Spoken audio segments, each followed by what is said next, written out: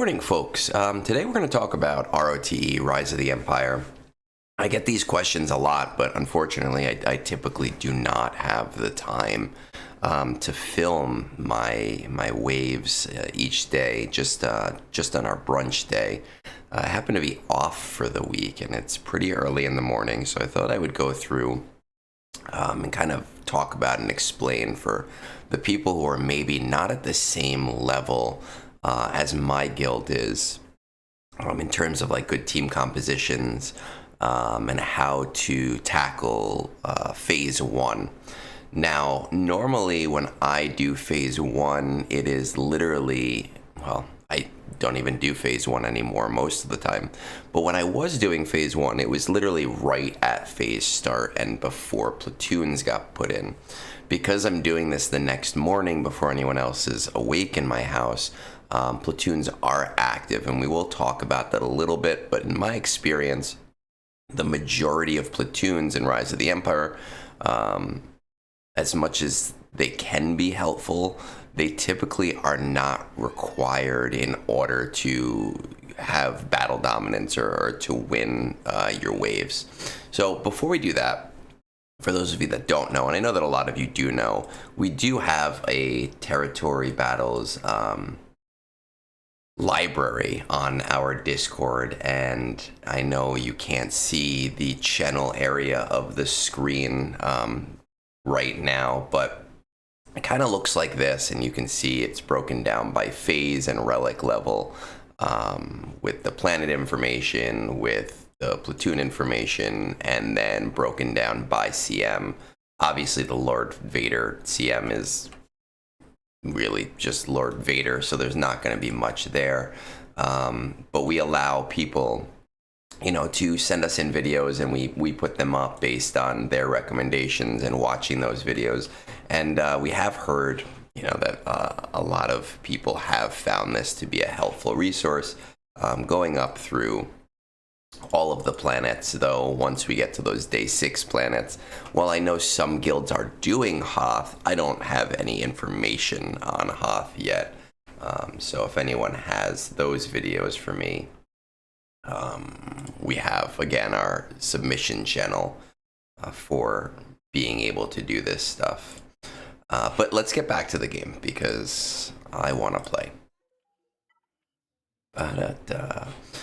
All right, good. So my guild did leave me some room to be able to do my battles. Hopefully enough of it. All right, we'll probably end up doing light side first. The important thing to know about these planets, Coruscant, Corellia, Mustafar, is that the middle planets generally are the easier ones, right? So going up the entire line, these ones are typically a lot less of a headache than the left and the right. So I really want to plan to use my best light side or my absolute best dark side teams on the nodes where, those are the only options. And the middle planets are where I'm going to use the things that are left over. Now, at 12.7 million, it's not really even about having leftovers anymore, because I have options for everything. But in the lower end, you're better off using, your CLS squad, which is a great squad, but it's kind of relegated to like a B squad at this point. In the middle, where it's going to be easier, and using your higher end Galactic Legends squads where they're going to be needed most, right? So here on Coruscant, platoons, I believe these just affect Jedi, right? Jedi allies have a 40% chance, 40% tenacity, 40% chance to gain foresight. Add 25% tenacity and critical avoidance, add 30% protection recovery per turn, and 20% foresight chance. So, I believe, but where is the Jedi one? There we go. So, I've found this goes through day 1 and day 2, but it's not really needed if you have the right squads, right? I've never been in a position where I'm like, man, this is so hard without it. And you can kind of see on, there we go, Jedi allies. See, it's all only Jedi allies. Even these second and third portions, which we can check right here, it's all Jedi allies. If you're using Jedi, great. If you're not, it doesn't even matter. I do all of the combats here. I do them all on auto. And I will say, not everybody is a proponent of territory battles, Omicrons. I'm a big fan of them because they save me time. And we're going to do basically this entire day on auto as much as we possibly can, with there only being one battle that, you know, we might lose on the dark side path. So let's start with the fleets. These are actually really easy. If you have profundity, I obviously do.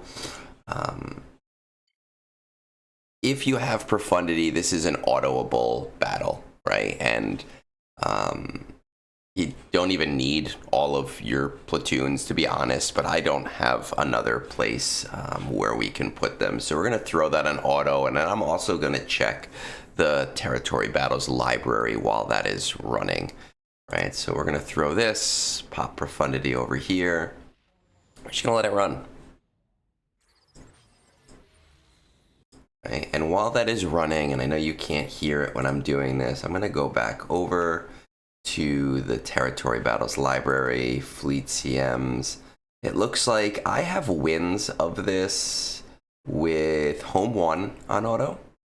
I have wins of this with Radis. No, that's also profundity. So I have wins of this with home 1.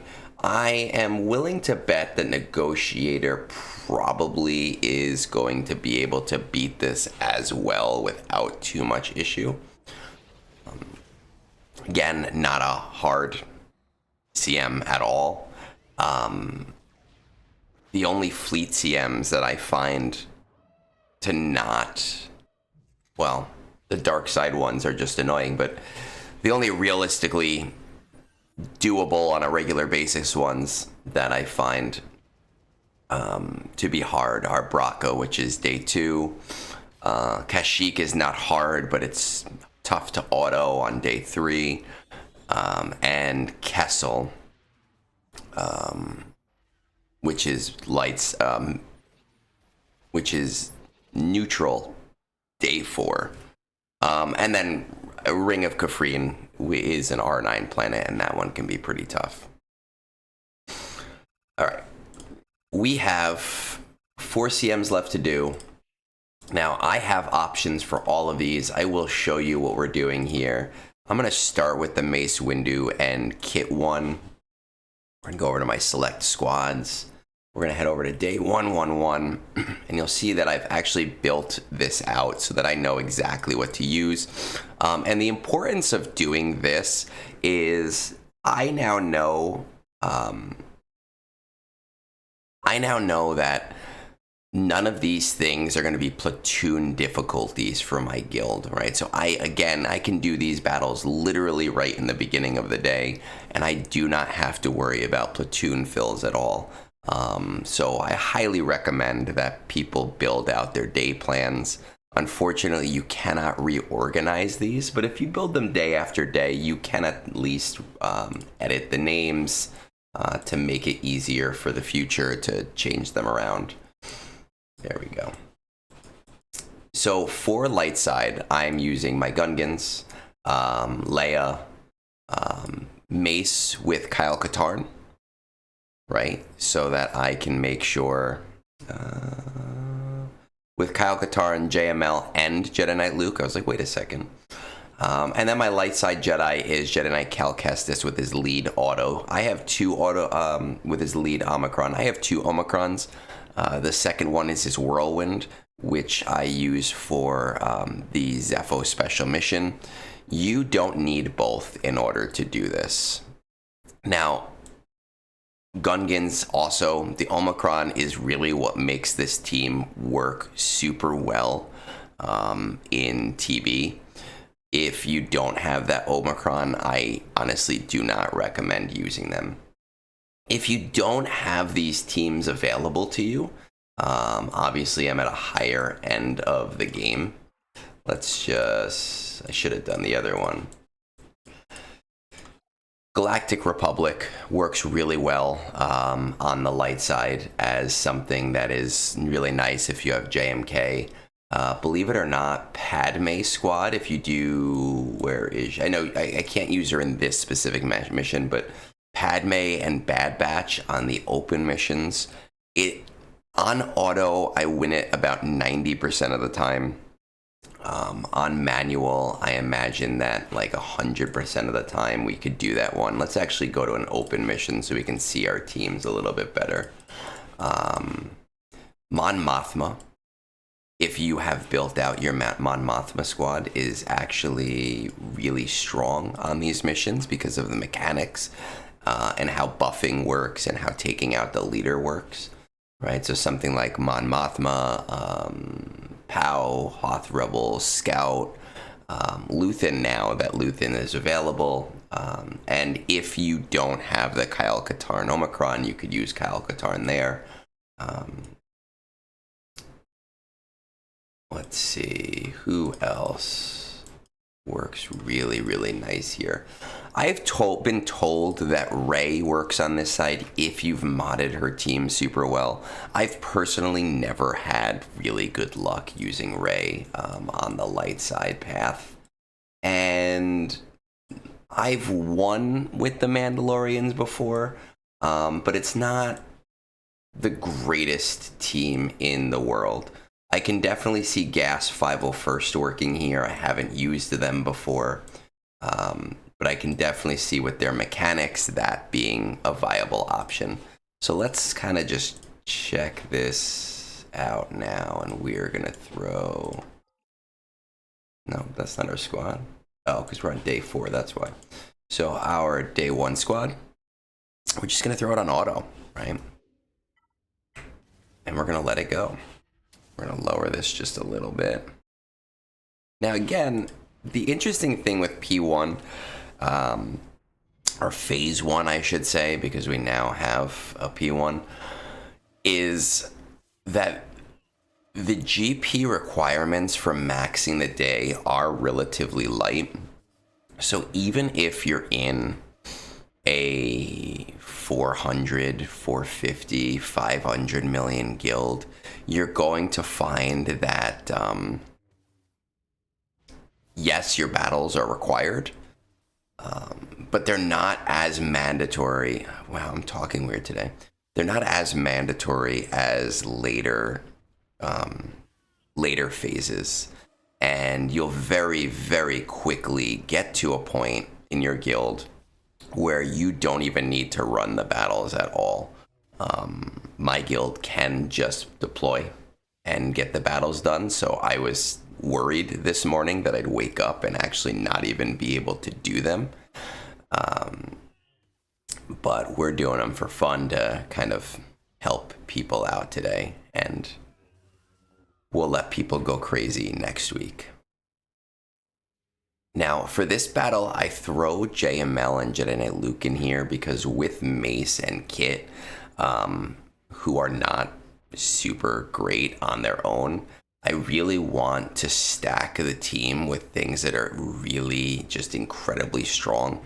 This is a battle that in the past I would not recommend doing or building for, but with the battle for Naboo and with a lot of people now having Kit because of the Lightspeed bundle, it's an option. If you do not have very high, if you do not have a large amount of team compositions, I would prioritize doing the other Jedi mission over this one first. Nice and simple. All right, we're gonna head over to the Jedi mission. Again, I don't even use my JMK anymore. I have found Hezra to be super infinitely important here. You actually don't need him. Any combination of mediocre to strong Jedi will do a fine job here. In fact, I'm going to take him out and let's do Hermit Yoda just to kind of illustrate the point. Hezra just makes it faster and easier overall.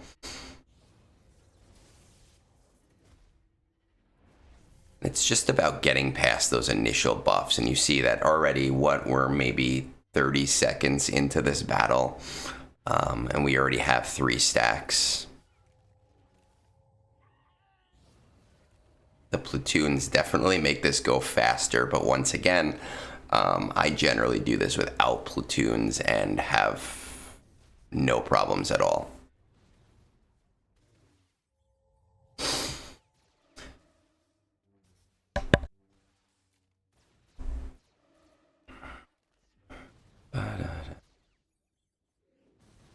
Now, the other thing with Jedi Knight Cal Kestis here is he does severely limit the ability for the enemy team to resurrect, which, when you're dealing with clone medics and on auto, can make your life just so much easier.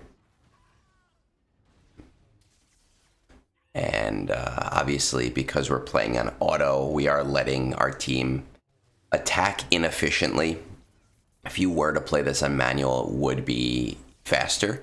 But other than me sitting at the computer right now, playing on auto has the advantage of when you're in the middle of working or sometimes after work, I would throw on Spotify and throw in a battle before I started driving home and just, throw my phone in the center console and then look after I got home. Be like, oh, hey, look, I won. Like, great. That's one less battle I have to do. And now before I even get in the house, I start up another battle, throw it in my hoodie and can change, get ready to start making dinner and whatever else. And just trying to find times within my day where I could turn on the battles without it actually disrupting anything going on. I love this team. I love this team so much. It's so silly. Again, though, they're not super great at TB unless you have that Omicron. But if you're looking for TB Omicrons, this is most certainly one that'll get you very far. And if you've ever done brunch with me on Sundays, we do Ring of Kafrene, which is a Relic 9 planet with no platoon. Well, on day 6 there's platoons, but on day 5 when I do it, there's no platoons. And the Gungans still win, which is incredible.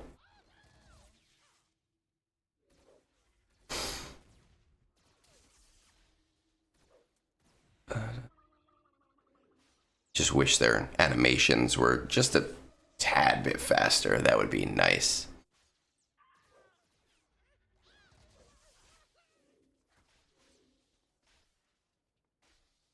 Boom. Whole team dead. Wonderful. Love it. And we're going to finish up light side with Leia's team. Right? And again, being able to do this makes my life easier. Just because I know that these characters will not be used for platoons. Otherwise, I would, maybe throw Pathfinder in here instead of Mon Mothma, but it doesn't really matter at all. You heard it here first. GL teams do great in TV, right? Like, that's wonderful. We know that.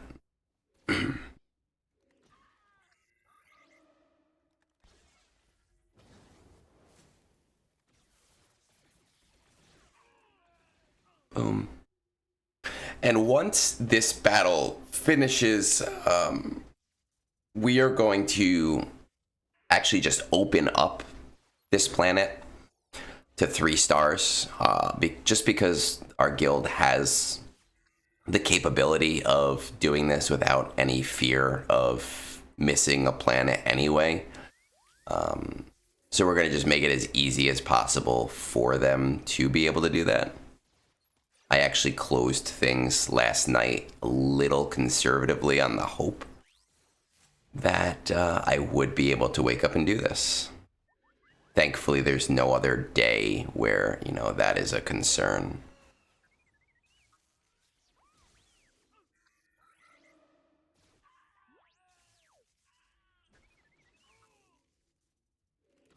Boom.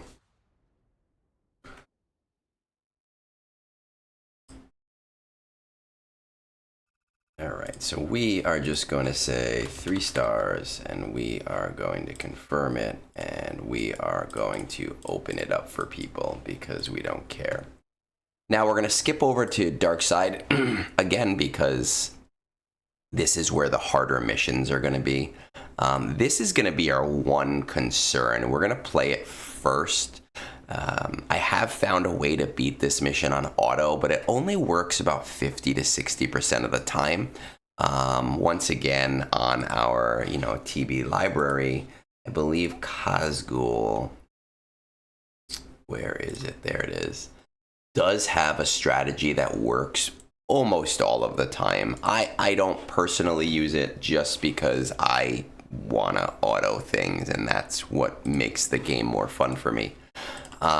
We look at the platoon bonus, orbital bombardment. This has a lot to do with ability block. It's fine.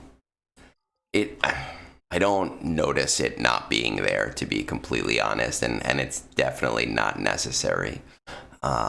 We're going to do this mission first, and then we'll talk about the team compositions for the other missions. Once again, we're doing this on auto. I don't know how it's going to turn out. We're going to find out together. Sometimes it works. Sometimes it does not. But basically, the strategy hinges on your Mark 1 being able to keep its stacks up and not getting destroyed too early. It ends up becoming the de facto tank if everything works out, nicely. Will it work out nicely? We're gonna find out. I don't think so. Oof. Oh, there we go. Good. We have retribution now, so that does make the concern a lot less, so that it'll keep getting stacks when it gets too low. Oh, it's wiped. Oh, we don't like that.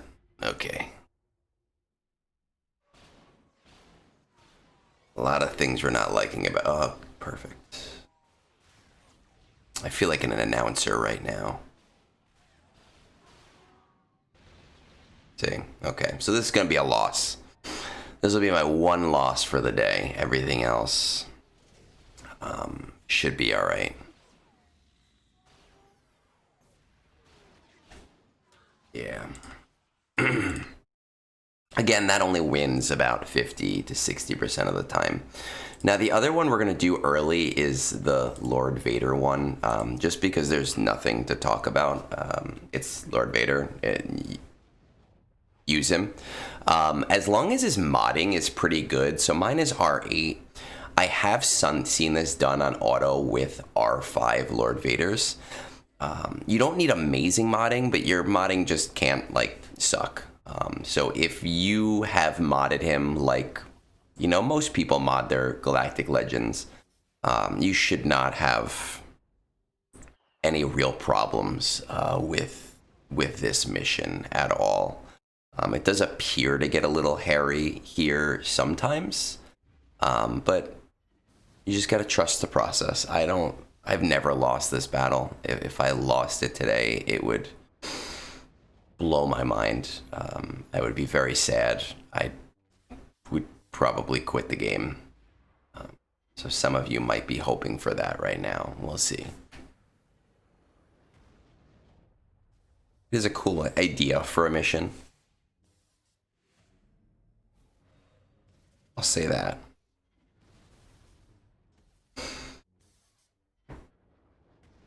Right? It starts slow. It seems like what's going on? How are we going to do anything? But really what's happening is Vader is building up stacks and Vader is building up mastery. And once he's started to really hit those mastery checkpoints, he's going to be doing major damage to Kenobi. There we go. So that leaves us with 3 more battles. They're very similar battles. Geonosis, Wat Tambor, Nuke Gunray. My selections here are Enoch Omicron, Inquisitors, Third Sister Inquisitors. I do have the Morocco Omicron, but I'm saving that for something else. And DS Ray with SLKR, which has proven to be, a nice, formidable team to use. Now, some other teams that are going to work here, if you don't have some of these things available, Watt works very nicely here. It's not a super reliable auto. I'd say like 60% of the time it works on auto. It is a very reliable manual, especially if you have some of the other tanks like Malgus or Malik.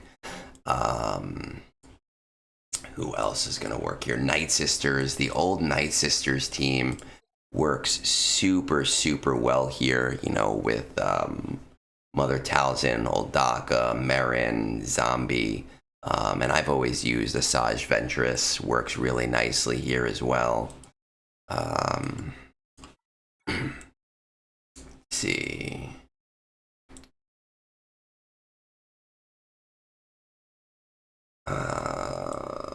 Who else have I used here? I think that might be it. Let's check the library and see if anyone else has anything. I see wins with Enoch. Yeah, I see wins with... Oh, I see an interesting one with Papa Palp lead. Papa Palp, Mara Jade, Piet, Watt, and Bane. That's an interesting one. I see one with Grand Inquisitor for those of you who don't have Third Sister. But again, these missions can be fairly tough, right? So let's do SLKR here and see what happens with DS Ray. SLKR can be tough on auto because he does not use his moves the way that a player might use his moves. And that can be very frustrating and scary. I will tell you that on manual, this is an incredibly reliable battle, even without DS Ray, who I know is a new tool. DS Ray does make the auto a little bit more reliable than it used to be. I used to avoid using SLKR specifically for that reason. But since she has come out, this has been a lot easier.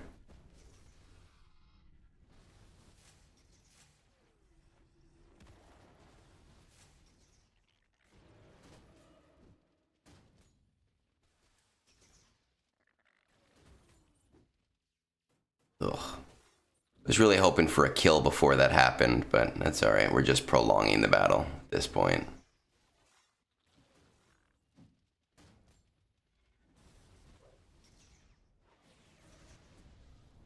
Yeah. And again, because SLKR doesn't seem to want to poke at all when there's an AoE available, it means he's not going to be stacking the way he normally would stack, which does make this battle go a little bit longer than, we definitely would like it to be going on its own.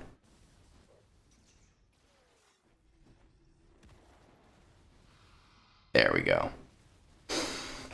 Beautiful.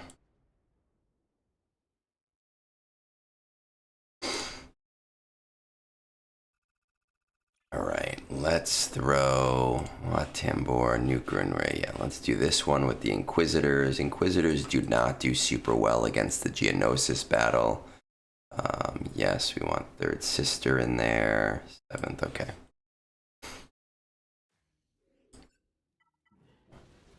Let's just get rid of this bad boy first, and then let the battle do what the battle wants to do.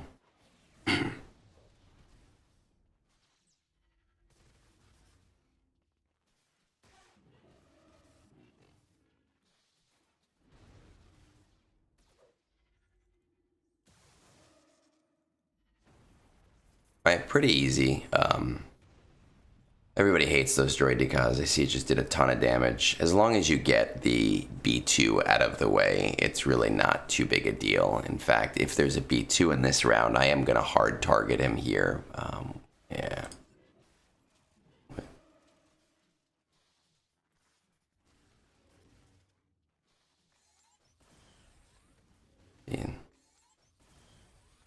It's really the last thing that we want, but there's nothing we can do about that right now.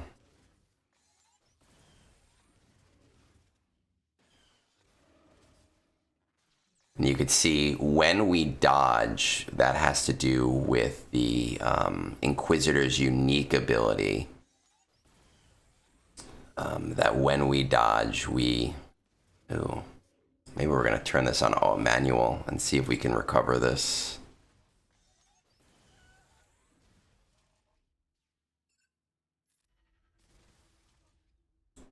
Alright, we should be okay. All enemies, yeah, let's do this here. Having to do one more of those is not fun. Ooh. What I actually need is a dodge right now. There we go.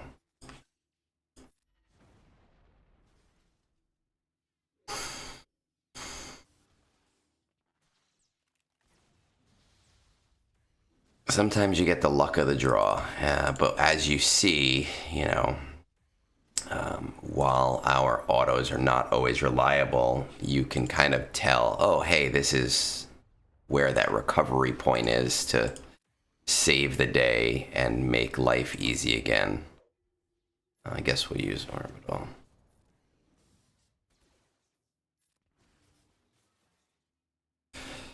And let's get rid of you. You're the one that I don't like.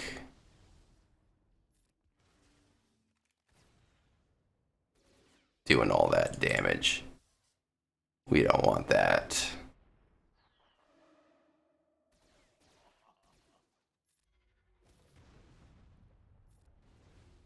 All right, I think it's safe to put this back on auto.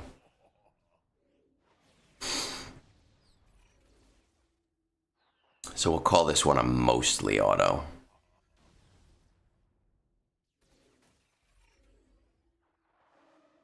Nuke Gunray doing his Nuke Gunray thing and just constantly with that stupid move.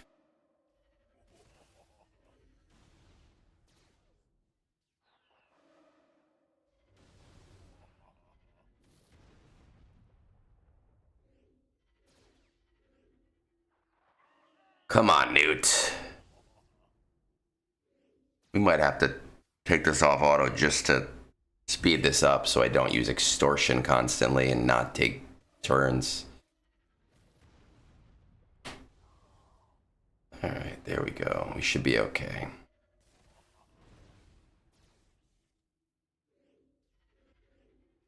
Yeah, it's because she keeps getting extorted and then using this stupid move. So she's not taking the turns that I want her to take.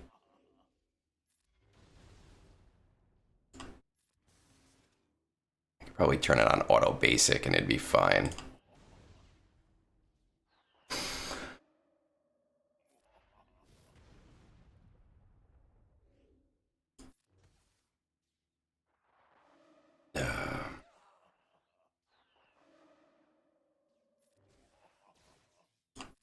There we go.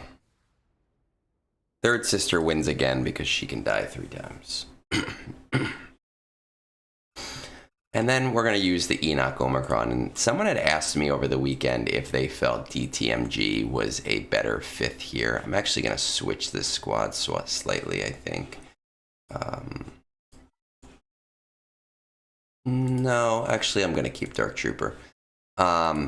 If DTMG was a better lead here, and I personally think that a lot of what makes this team work is this whole mechanic right here at the start of the battle. If any of them die, they have less than 9 stacks of decay. They recover 100% of their health. Because with the Omicron, they do a lot of damage every time they die. And DTMG's lead kind of negates that. So my preference is the Enoch lead. And my Dark Trooper is probably going to die, even though he's at a high relic, just because he does not gain benefit from that leadership ability. See, he's dead. But it's fine. Doesn't matter.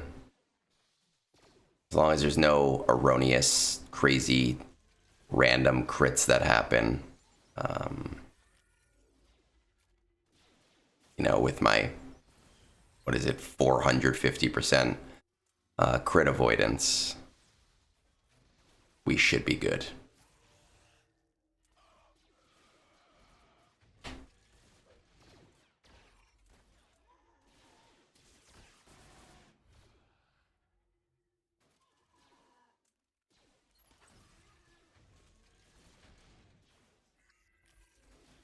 There we go.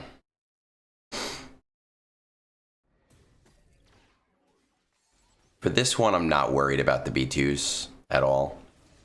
So if B2 wants to keep spamming his shit, he can keep spamming his shit. Nightsisters are a very reliable option for this. In fact, I might even switch up the Nightsisters and put them on dark side. And throw Inquisitors to neutral for the future.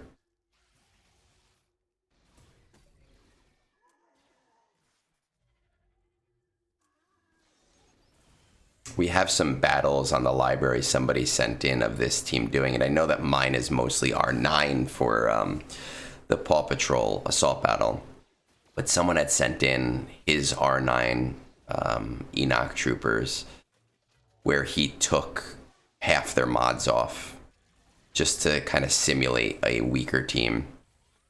And he was still just destroying these battles.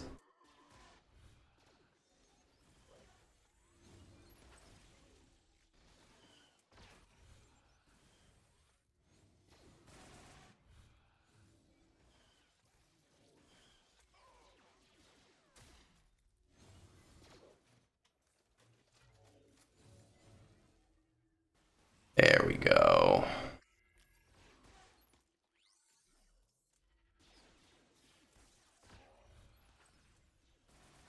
We should be good now.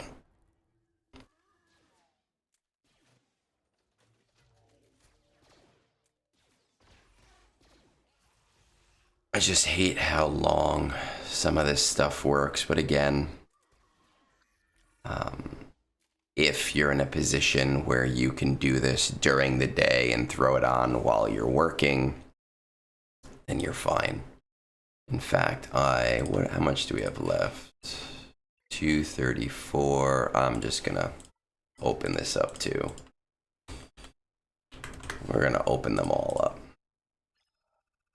Wait, is that my last mission here? Yes, it is. Okay, so now we go over to the neutral planet, and this is shipyard, so this only affects the ship. I use...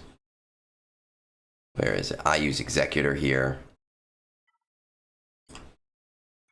I'm actually going to switch out punishing one just to show you that this works with old Executor. You do not need new Executor. We're not even going to put it in.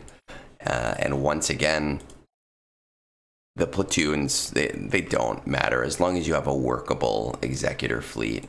And if you happen to get a second Houndstooth, that's basically the best case scenario for you for cargo ships. But I don't think I've ever lost the battle. We're going to pull up, let's see, Fleet CM.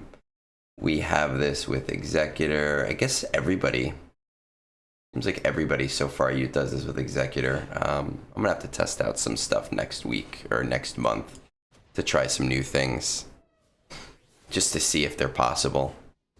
I may even have them on my YouTube channel. I have the auto playlists with Lando there. Maybe, well, Home One I don't want to use because of profundity. Negotiator will probably work here, but we haven't tried it yet, so I don't want to say that for sure. Wonder Radis might work here too. I don't know. We'll have to try that next time.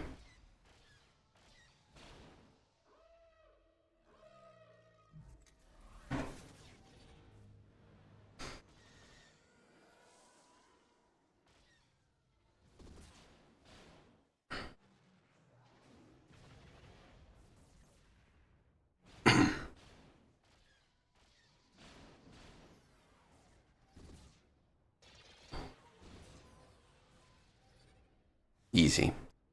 And the next one we're going to do before we kind of discuss team compositions is we are going to do the Jabba one as well, just because, I mean, duh, right? What I will tell you, though, is that in the past, I have done this with just the shittiest bounty hunters just to see if it was doable. And it is.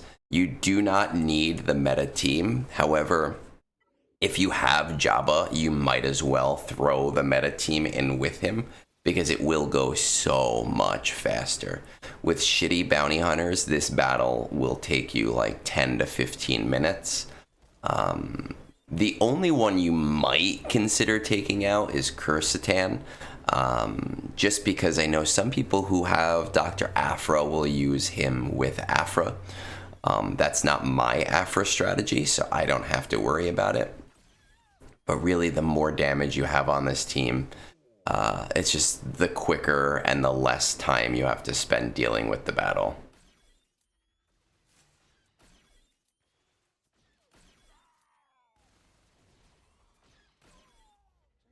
Yeah, that always happens. I always hope that that's going to happen in phase 2, and it never does. It'd be great if it did.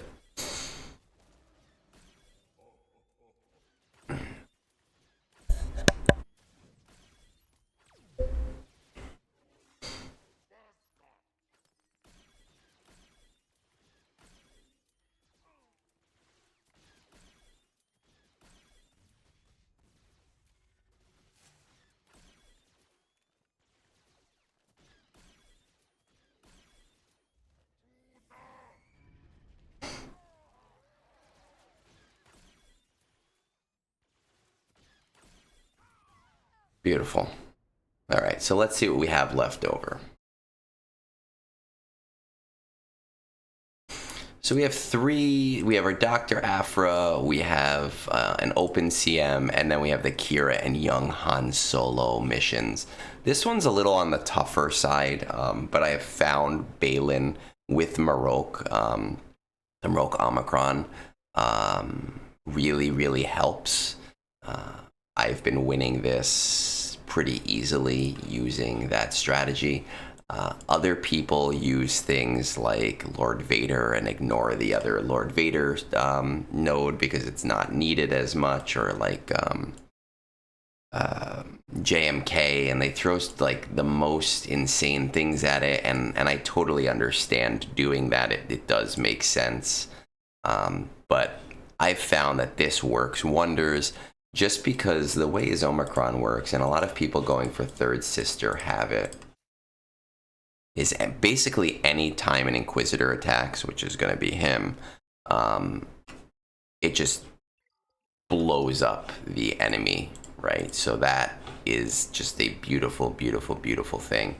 Oh, I've been meaning to do this, so we're going to do this real quick. Nice. No, I don't care. I don't even have enough. It doesn't matter. For the other two CMs, right, where are my Nightsisters? So for the Afra CM, I actually throw her with all of the Rays, right? You can throw her with her two droids, Coruscant and like Lord Vader, and do well on manual. But I throw her with all of the Rays and with Finn, and it is basically an auto. Nightsisters are another great option for an auto here. I have a funny feeling that if I do Inquisitors and switch this to neutral, I know this team can win in neutral on auto, and I know that Nightsisters win very reliably in the dark side, so I'm probably going to switch those two for the future. Mandalorians work really well here if you have Bo-Katan Mandalore. Obviously, JMK works really well here. If you have not used your C squad, Sith Empire squad works really, really well here. It's not super, super reliable. And I already used Captain Rex, so I can't do this. But throwing this team together with Captain Rex in the 5th slot is also incredibly reliable here. CLS is a great option for the neutral battles. I just want to see Corellia, OpenCM, SLKR I've seen. I have an interesting one here with Jedi Training Ray in our TB library, so that's interesting. They tell me about an 80% win rate on that. Starkiller Squad works very well here. And that seems to be all I have for now, but that does provide us with quite a few options compared to other things. Let's start with the, not the hardest, but it is the longest of the battles.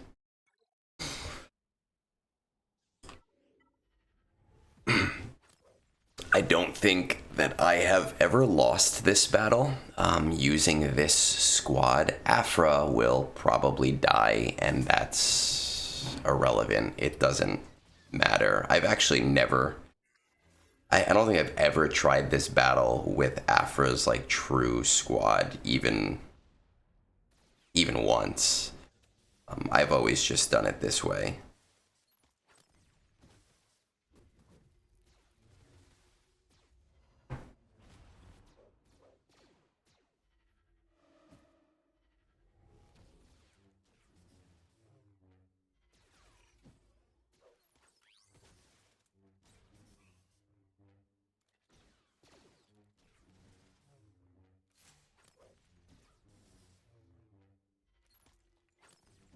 There we go. Get a little bit of healing in there. I'm actually surprised Afra's not dead yet. Beautiful.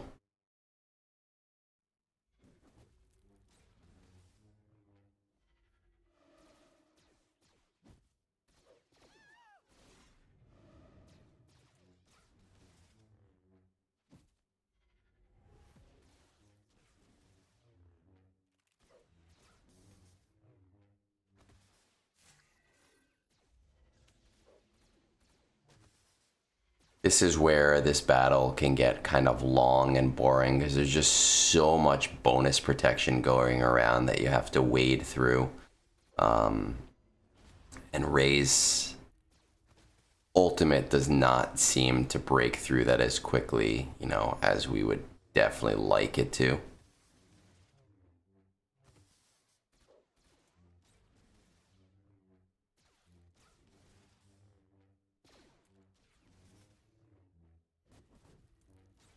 Once you do get through it, the battle does move a lot quicker.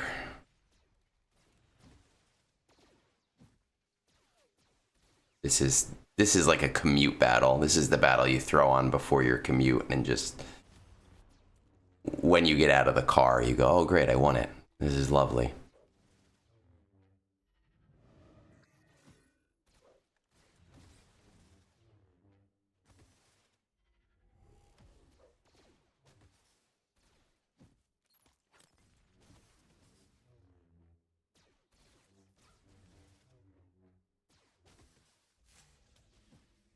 Oh, I know I can whirlwind.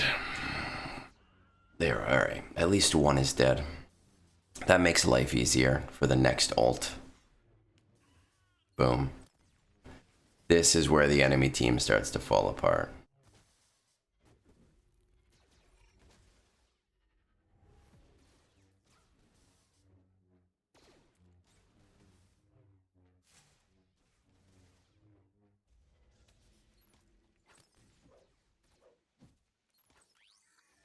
Good. Will I kill them? No. Why would that happen? There needs to be a mechanic where the enemy team just gives up and says, "No, you won this one."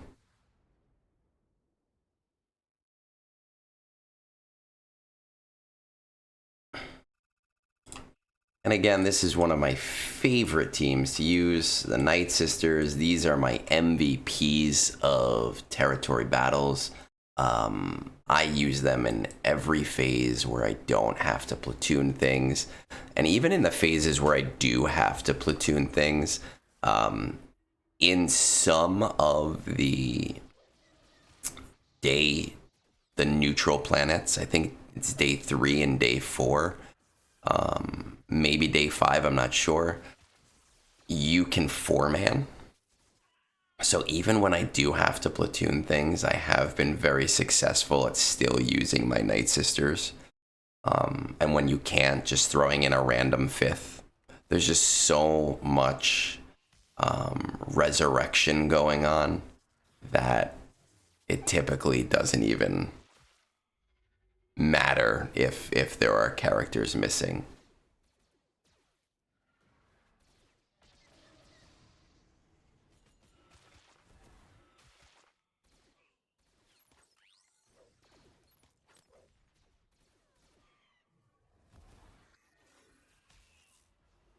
There we go.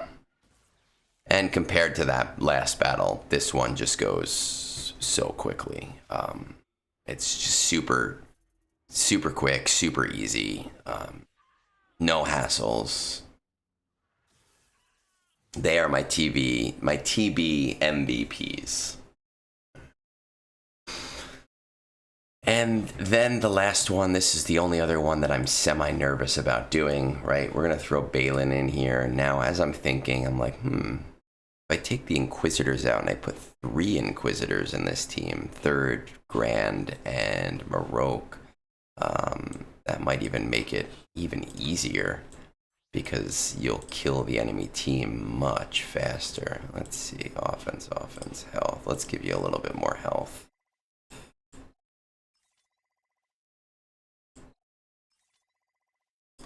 Okay, and yeah, all right, let's give you some offense too.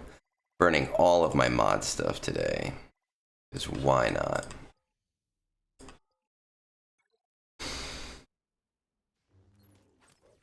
All right, and we are gonna just literally throw this on auto. And you see, when Maroc does damage, he just does so much damage because of that Omicron. It's like, it's beautiful. It really is beautiful.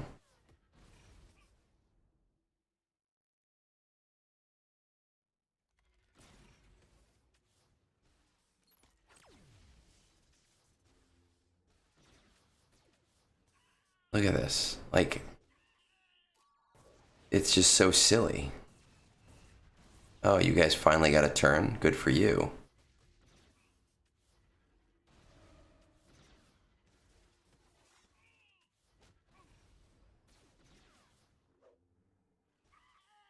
Beautiful. Love it. All right. So that is Territory Battles Phase 1.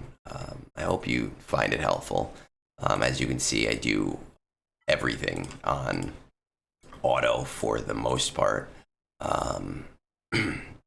with some very limited, some limited manuals that happen. But it should show you that you it's not as intimidating as it looks, and hopefully you saw that a lot of the teams that I use are teams that you're building anyway. Gungans, arguably, maybe not so much with the raid ending, but everything else are things that you are going to want to build towards. So it's not like you're diverting.